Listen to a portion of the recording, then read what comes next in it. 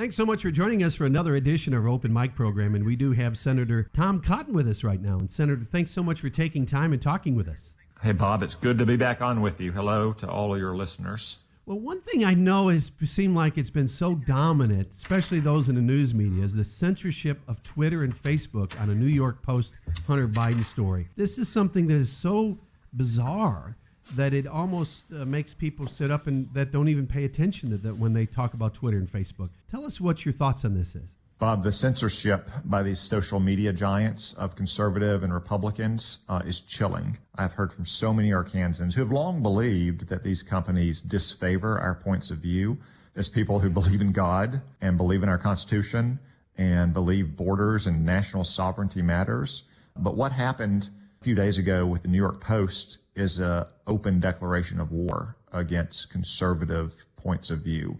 The New York Post is not some anonymous internet troll. It is one of America's oldest and most venerable newspapers. It traces its lineage back to Alexander Hamilton. It has the fourth largest circulation of any newspaper in America. And to this day, I think Twitter still has its account locked. And it wouldn't allow any of the stories to be shared because they were critical of Hunter Biden.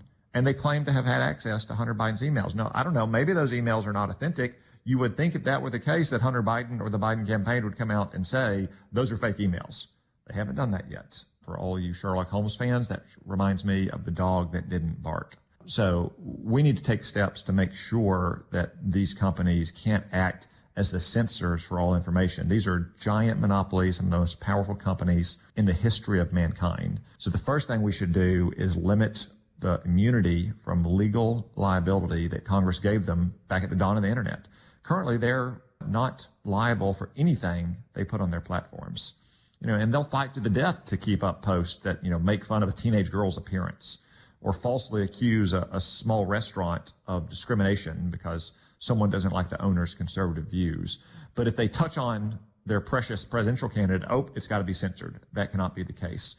So we need to act in Congress to repeal that liability limitation. And then second, you may have seen yesterday the Department of Justice filed an antitrust lawsuit against Google, and other investigations are continuing. If any of these companies have violated our antitrust laws, they need to be held fully responsible and face the consequences, up to and including breaking them up.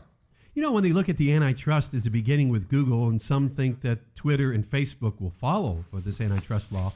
But one thing that I thought was kind of an eye-opener, Arkansas Attorney General also put an antitrust suit in there as well. So do you think other states will be following suit on this? Yeah, I think Attorney General Rutledge and about 10 or 12 other state attorneys general joined the Google lawsuit with the Department of Justice. That happens from time to time because these violations and the damages affect both the federal government and the state government and the people they serve.